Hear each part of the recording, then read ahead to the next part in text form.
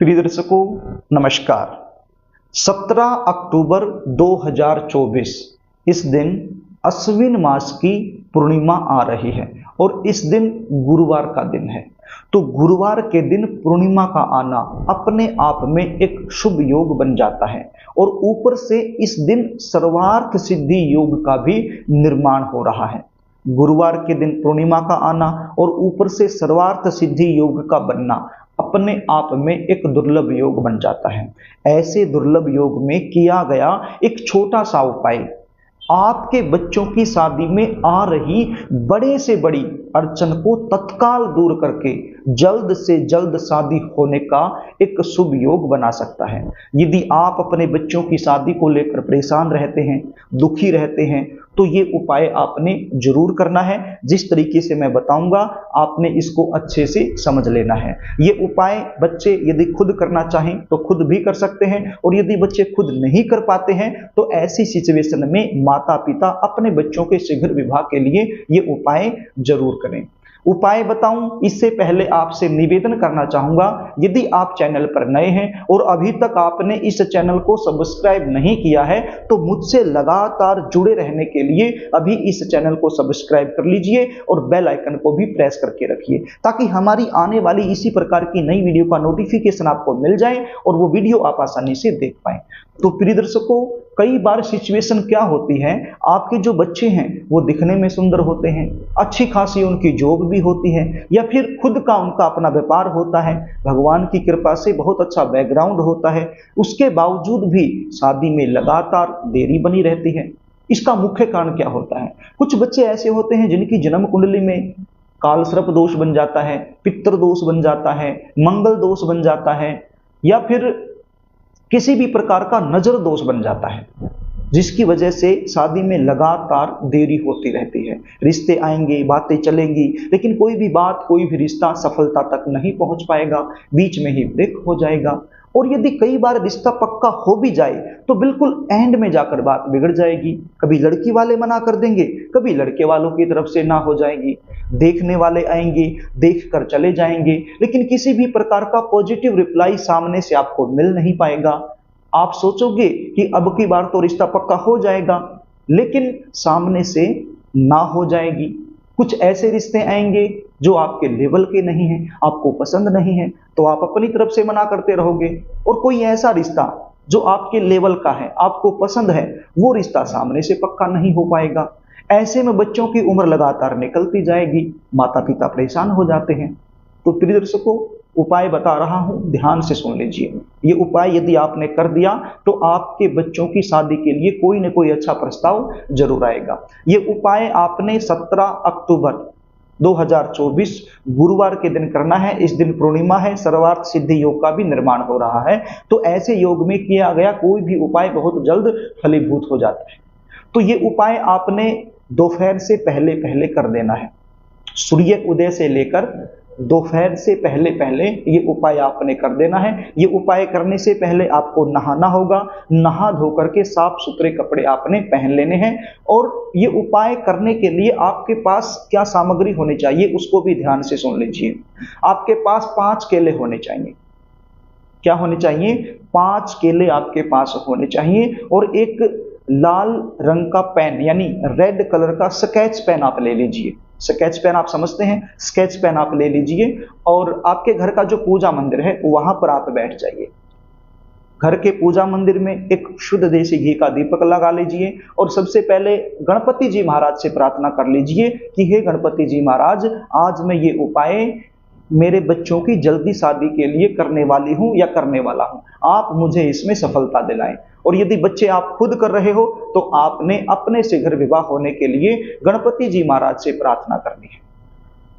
उसके बाद आपने एक केला उठाना है। जो 5 केले मैंने बताए थे उसमें से एक केला लेना है और एक केले के ऊपर आपने लिखना है रेड कलर के स्केच पेन की सहायता से, जो मैंने अभी आपको बताया था। तो उसकी सहायता से केले पर क्या लिखना है?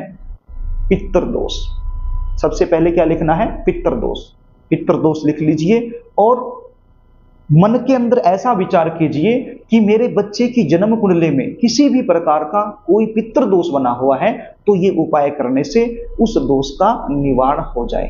तो ऐसा बोलते हुए ये केला आपने आपके घर का जो पूजा मंदिर है वहां पर रख देना है। अब दूसरा केला उठाइए। दूसरे केले पर क्या लिखना है? मंगल दोष। और मन में विचार कीजिए कि हे परमपिता परमेश्वर, मेरे बेटा या मेरी बेटी की जन्म कुंडली में यदि मंगल दोष बना हुआ है, यदि मंगल दोष की वजह से शादी में देरी बनी हुई है, तो इस मंगल दोष का निवारण ये उपाय करने से हो जाए। तो ऐसा चिंतन करते हुए आपने ये केला भी आपके घर का जो पूजा मंदिर है वहां पर रख देना है। अब तीसरा केला उठाइए। तीसरे केले पर क्या लिखना है? नजर दोष। क्या लिखना है? नजर दोष।